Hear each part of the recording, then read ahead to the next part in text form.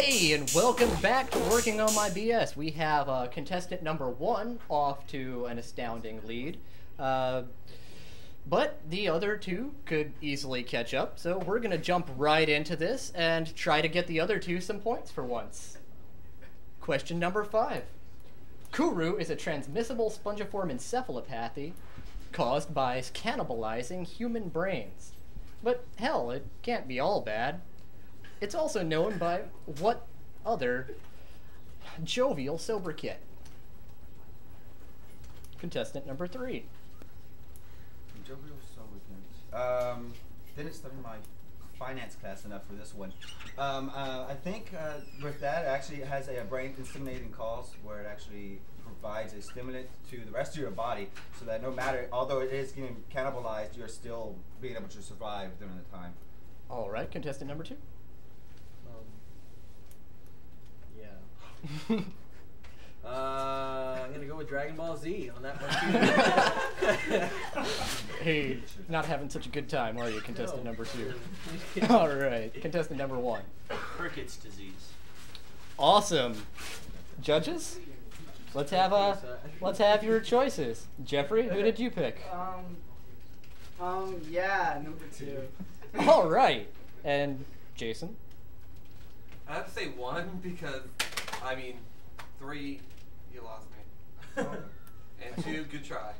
And I'm going with contestant number 2 as well for sticking to his guns with Dragon Ball Z.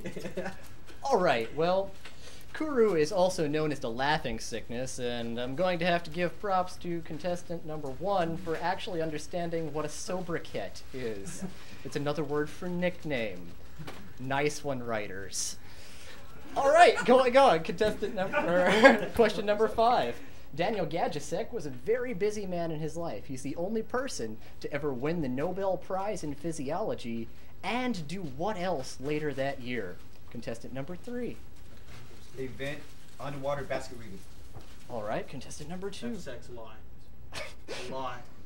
Contestant number 1. Earned his undergraduate degree from the University of Houston. Wow, that would be incredible if he had done that. All right, let's see what our judges think of those answers. Let's start with James this time. I'm going with contestant number 2 because I believe his answer was the closest to the actual one. All right, Judge 2. I have to go with 3 because that actually is my major. They didn't have Game Boy at this university. Oh, and Jeffrey. I voted number 2 because I wasn't paying attention. All right, well, the real answer is be convicted of a felony. Oh. Is it? We took it to a dark place. Sorry. What felony was it? Child molestation. Oh wow, that's pretty hardcore. Let's cut that. Close. Yeah, it was. All right, well, moving on. Question number 6. Rusty, an unbearably cute dachshund made famous by his video on YouTube, is afflicted by what disease? Contestant number 2.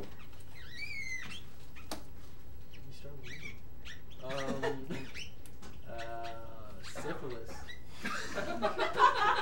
Contestant number 1. I believe it was irritable bowel syndrome. Contestant number 3. Infected with happiness. For being a dachshund. Thank you for not being dark on that one. Judges, what do you think? Whoever said syphilis. Judge 2? 3 had a great answer. It's pretty much along the same lines. Internet syndrome. I had 3 because irritable bowel syndrome, I think, is more along the lines of what YouTube would want to show, as opposed to syphilis just being, you know, kind of nasty to people. Yeah. Aw, well, you guys are all really horrible people, except for contestant number 3. Rusty was afflicted with narcolepsy.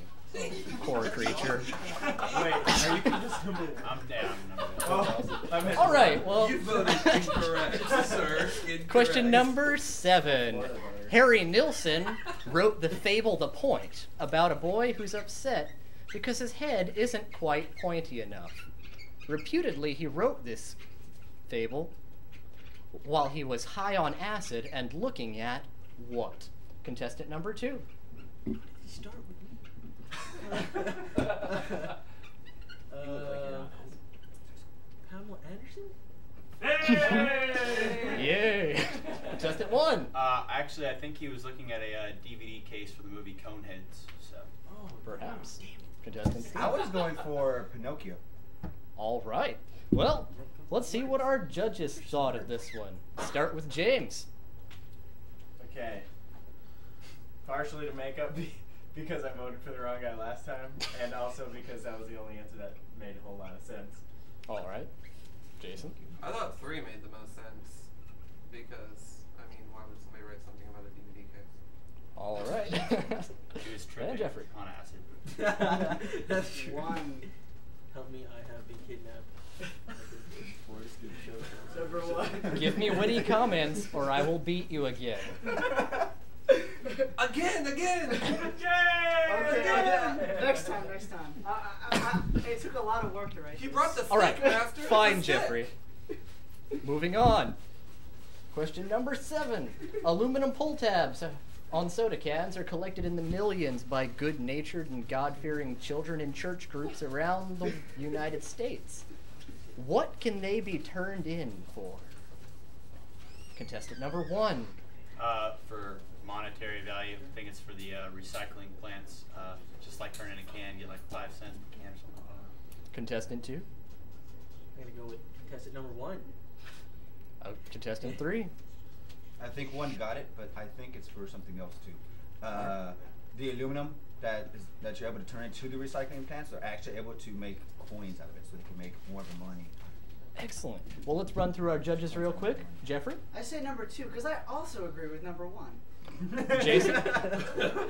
Well, since he agrees with 2, I have to agree with 1, but when I was in school, it was just something completely different. James?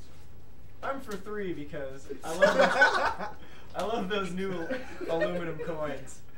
Watch my new movie. Excellent. Well, that's going to conclude our first round. We'll be back to you after one more commercial break.